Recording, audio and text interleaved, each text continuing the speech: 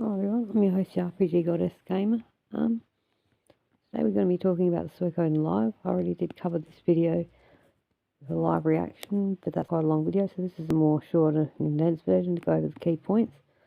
So for those of you who don't know, this is a live stream on Konami's official channel to celebrate the launch of Suikoden 1 and 2 HD remasters. It is going to be giving us new information. We found out that we're getting Suikoden Starleap, which is a spin-off game, not a mainline title in the Suikoden franchise.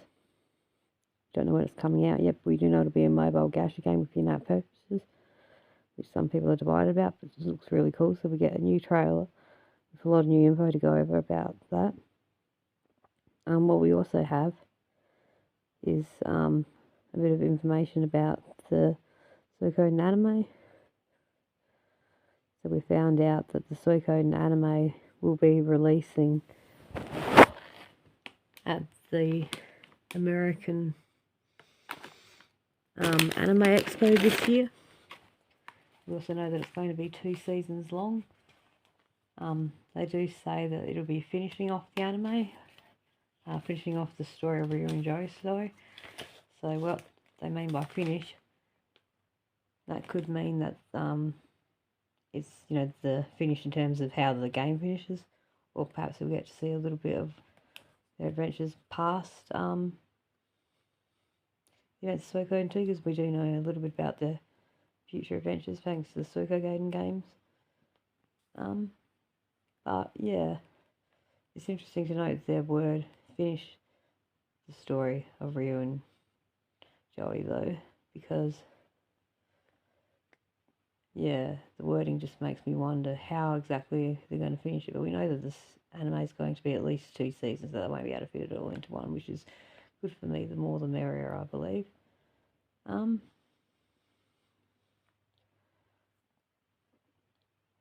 some new points to go over that we learnt from this. It's going to be set in a new area, east of the Scarlet Moon Empire.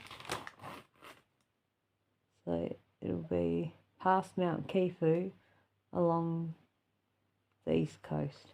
So there will also be some old areas and some new areas. Some confirmed previously visited areas that we'll be going to are Gregminster, Lennon Camp, Mount Sifu probably. Considering this is past those mountains, we may be going there. We don't know, that's just a guess on my part. And Rock Axe. Also, the Anime Expo is between the 3rd and the 6th of July.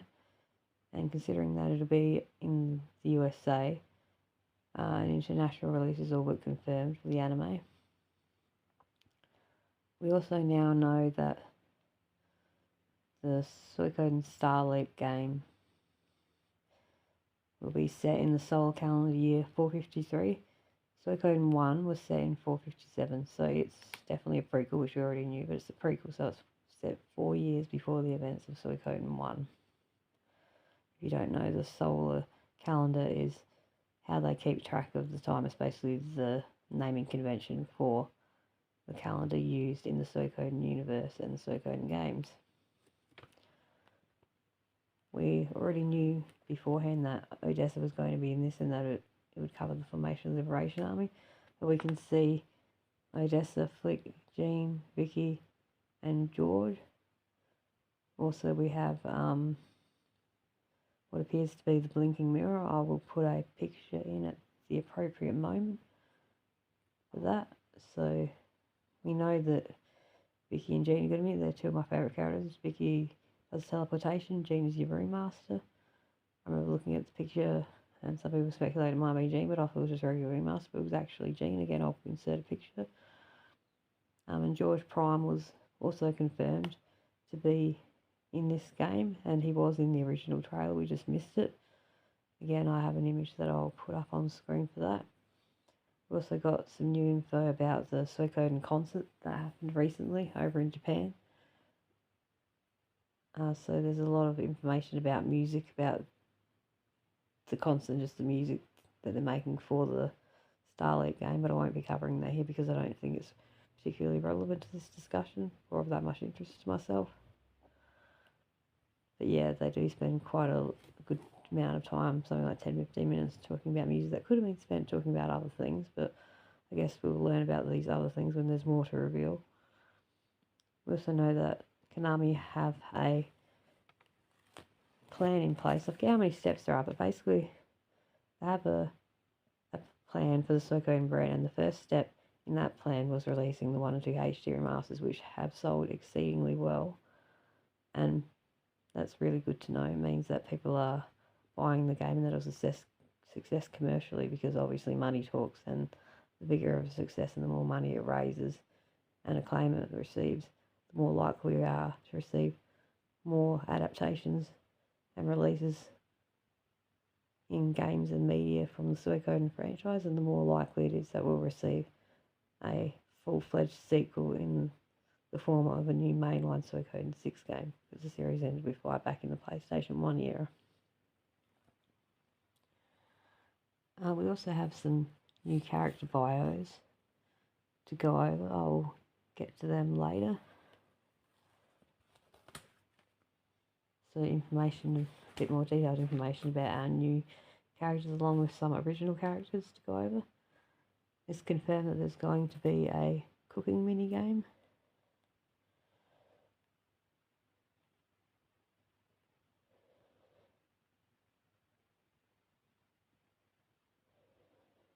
Just trying to find where we're up to so I can get that trailer playing.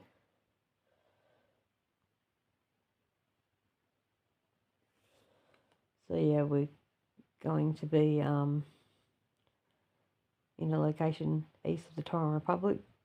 Not the Tauren Republic, so the Scarlet Moon Empire. The Tauren Republic is what the Scarlet Moon Empire becomes after the events of Suikoden 1, my mistake. So we're going to be visiting new and old places alike. And one new thing we learned from this live stream is that there are going to be something called landmarks. 2 examples of landmarks are Tia McDowell's house and the fountain in Gregminster, both which are located in Gregminster. And basically clicking on landmarks will give you more detailed story and backstory about, that particular thing. So basically certain points of interest, I'll be interested to see what past and prior, seen and unseen landmarks we get to discover as the game progresses. We also know that there's going to be war battles. They seem to be kind of in the style of Suikoden 5, but also kind of not. Again, obviously from modern day take. And the developers have confirmed not to worry, that they will not be overly difficult, that they will not be so difficult as to not be able to progress, because they're designed for you to progress, so they'll be challenging. And there's Jean right there. And these guys who I covered in a short, they were enemies from a Suikoden game that we just saw on screen. So yeah, don't worry too much about them. The war battles do look pretty good, although we didn't get a great big look at them, so we still don't know a lot about them. We also had the patch to the Suikoden HD remasters come out. I unfortunately didn't get to cover that, but there's plenty of other videos out there that can keep you informed.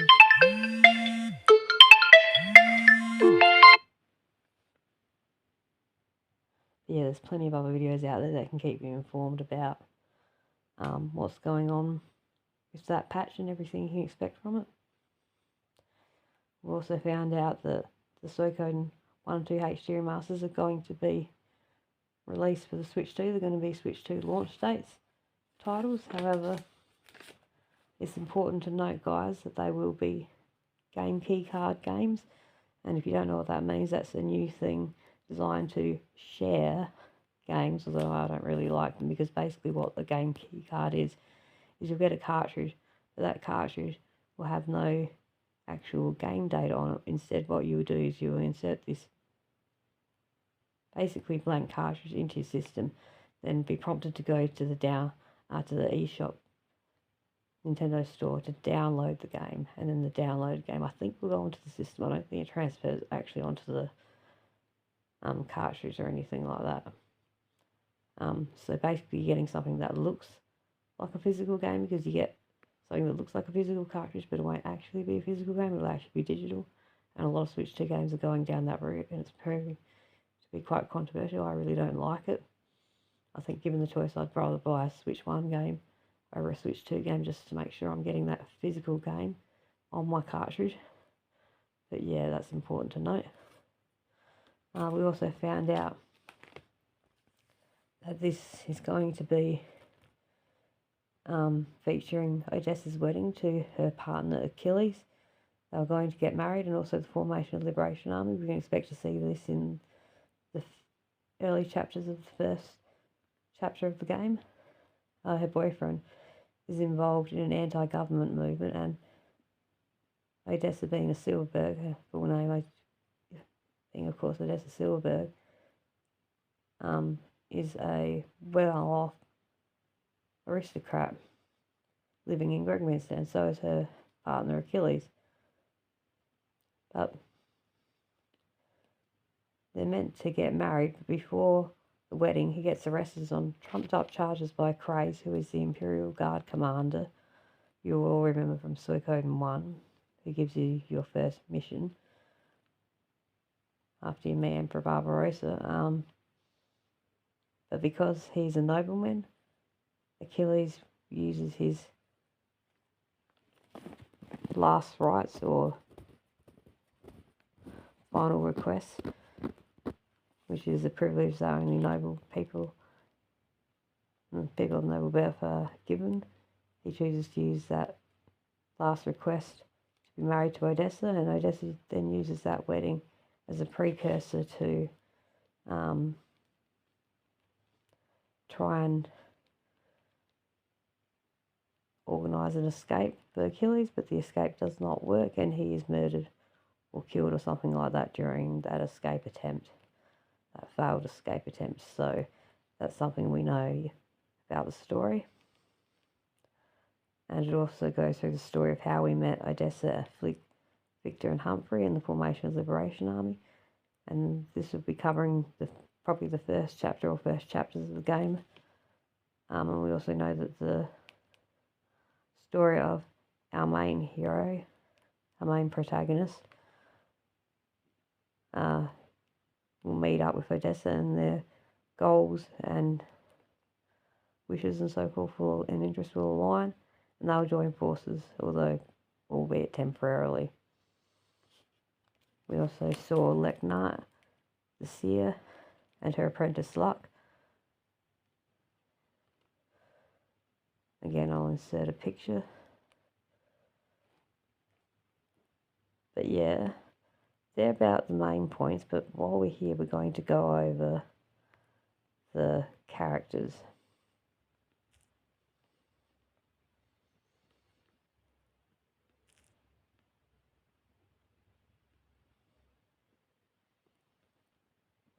Okay, so here we have one new character.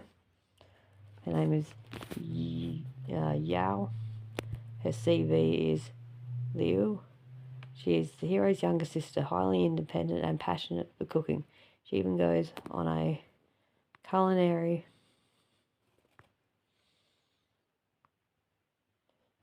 training trips of her own.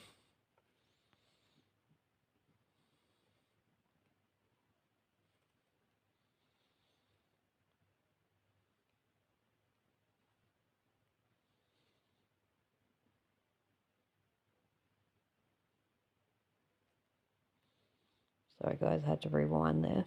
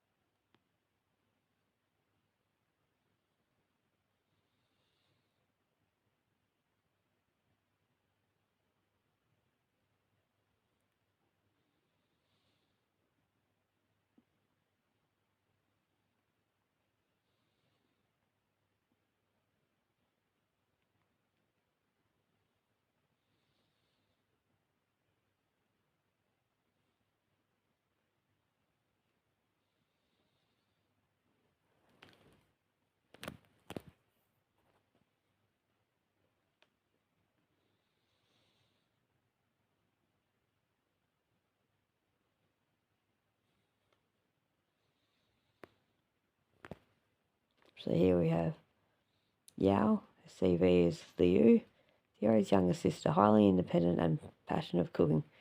She even goes on culinary training trips of her own. Highly sensitive to taste and smell, she has a promising future as a cuisiner.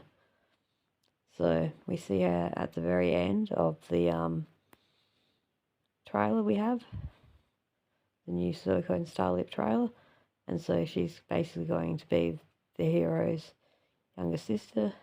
I'm wondering if she's the one that we saw engaging in that cutscene that looked reminiscent of the scene where he comes home and meets his sister Nanami in Suikoden 2, and she sillily jumps him to the ground and starts slapping him around. We saw that in the previous trailer, but also important to know that his sister is going to be a cook, and she will be the person that we need to talk to activate the minigame, I'm guessing. The cooking minigame, and the cooking minigame is one of my all-time favourite minigames in not just RPGs, but like one of the greatest minigames of all time, in my opinion. It's so fun. The only drawback about it is that it's story-based, so it does have a time limit. Like, you can't play it indefinitely. You can only play a certain number of times. But yeah, a whole lot of fun, so that's cool. Continuing on.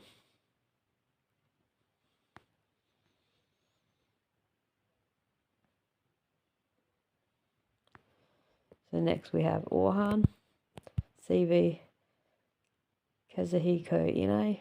As a childhood buddy of Hao, he was also involved in the founding of the village. Similarly to his daughter,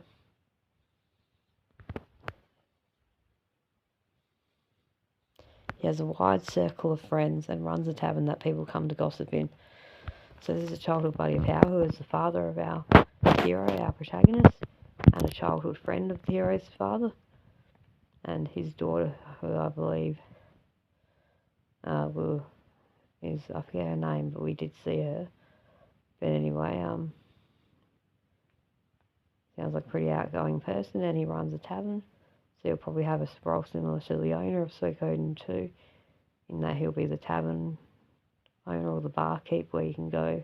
We all know that taverns are a great source of fun information and story lore when it comes to RPGs. They're always fun.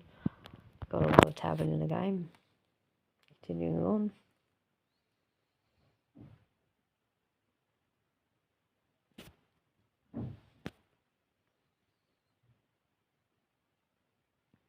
Okay, next we have Farah, CV Mihiro Wataya. She works at the trading post and is always cheerful and light-hearted. She's often mistaken for a child, but rumour has it that she's even stronger than Hao due to lugging around so much luggage all the time. So, going by the luggage aesthetic, she might be our storage person we talk to access storage for our items for when we run out of space in our normal inventory. I don't know, that's just a guess on my part. But yeah, pretty cool. Loving all the designs for everyone so far. Next we have, let's see, we have Standhal, which is a new race in the Suikoden universe. His CV is Inuko Inuyama, a creature of the Rabi race who speaks our language and makes a living as an adventure tale spinner. Having his heart set on writing the heroes chronologically, he has forcefully moved in to the archives room. So I'm guessing when you progress through certain key points of the story, you can go back and talk to Standhal for a recap at any point, which would be good as a refresh for the story, but also just for general reading. I do like when games provide interesting supplemental reading material. It just adds to that world building and to draw you into that universe, which Suikoden is extremely well at doing. And he's a new race, a Rabi, which is a creature of a new race that we have yet to see in the Suikoden universe. So that's pretty cool.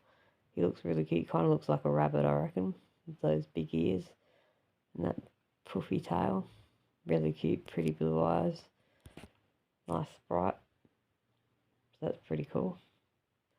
If you don't know, the Suikoden games feature a lot of different races. You have kobolds, turtles, elves, dwarves, humans. I forget what they're called, but they're like cat creatures, similar to like kobolds, but in feline form. All sorts of fantastical creatures, so it's nice to see we're getting even more added.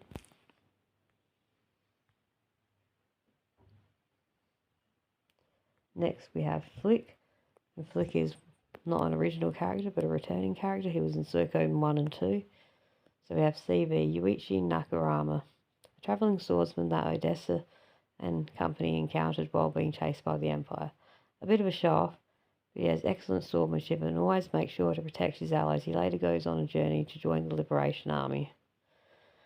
And it's important to know that this is Flick before he joined the Liberation Army, and you notice because he's younger in this game, due to when it's set,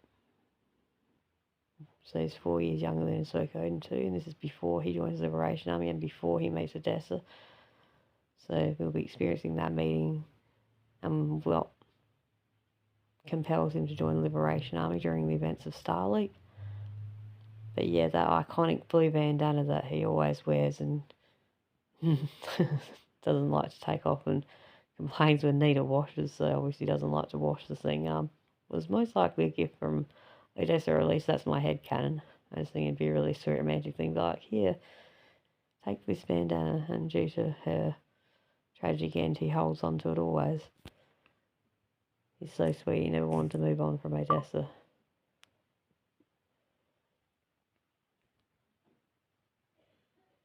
Anyway,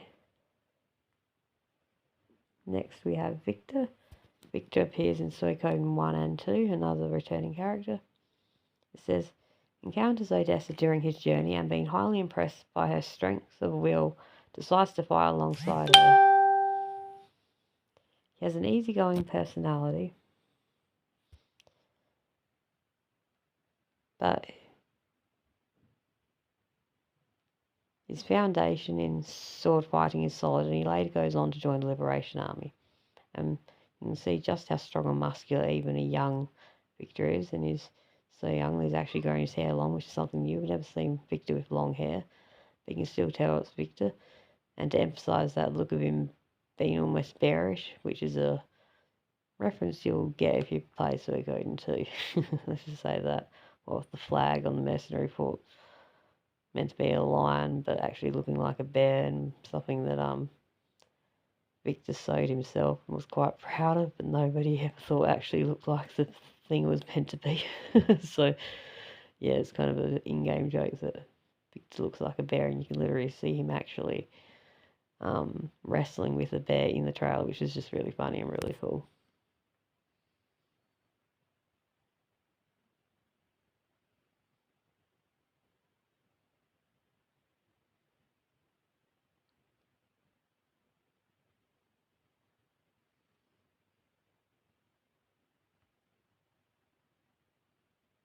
Okay, now we do also have Odessa. I just need to find where she is.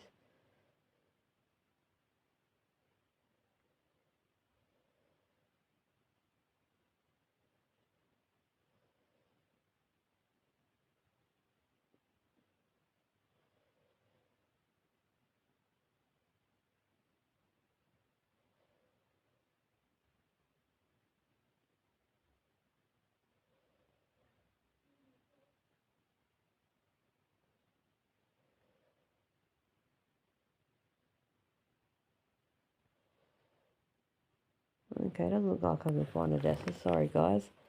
But what I will do is I'll put a picture up on screen about Odessa. But a quick rundown of her story. She's in Suikoden 1. She doesn't have a great deal of character development, but major story spoiler here. If you don't want to know, please skip ahead. You've been warned. But for those who already know, then you probably know what's coming. So Odessa is killed in the events of Suikoden 1 pretty early, and she leaves an earring to our hero Tia McDowell, which is basically a symbolic gesture of saying, I want you to be the new leader of the Liberation Army and take my place. And she does sort of have some discussions with him where she lets him know her wishes, and of course to progress the story you have to accept. And so that's, in a nutshell, is her role in Suikoden 1, which is a pivotal role in the beginning, but she doesn't get a great deal of development, and I've always liked her, especially if Fook likes her so much, then you know she's worth liking, and anyone who can join a freedom fighting movement or liberation army, what have you, and become its leader has to be a pretty cool person in my book. So yeah, love Odessa, and that's her story in a nutshell. So looking forward to getting more character development there. We also have an appearance from Jean, and we also have an appearance from Vicky. We also get to see Luck and Lechner, along with George Prime, who was in the Suikoden 1 trailer. I'll put images up on screen for you guys of all those characters.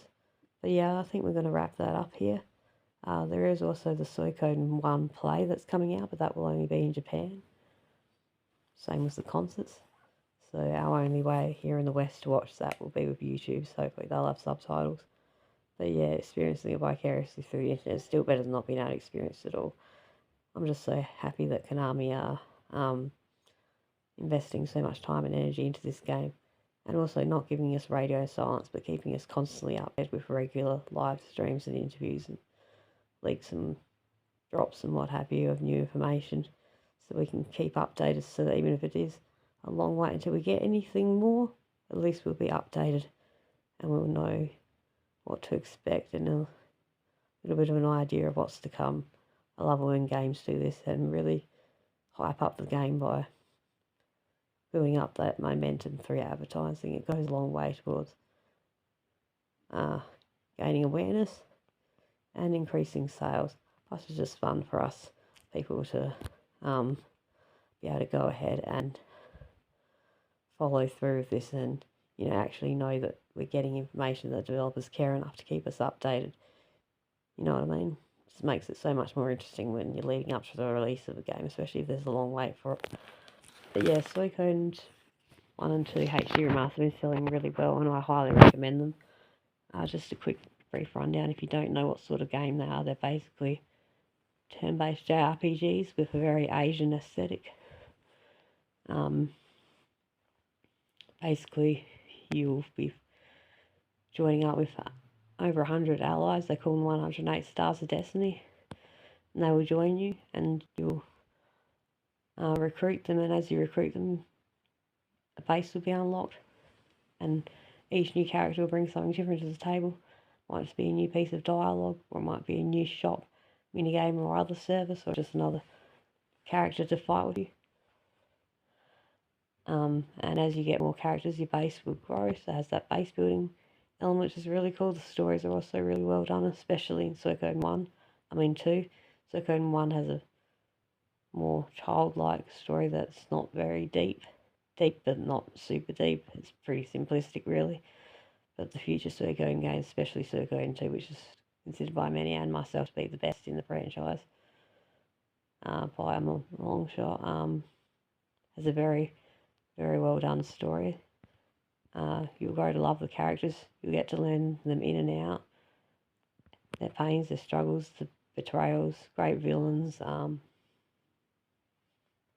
great heroes, great protagonists, great antagonists, great gameplay, turn-based combat with use of magic through the 27 true runes, which you equip on your forehead and your arm as forms of magic, and you have spells in levels. So you'll have level 1, level 2, level 3, level 4, and each level will have a certain amount of spells, and once you've used those spells, you have to go to an inn to recover your magic points.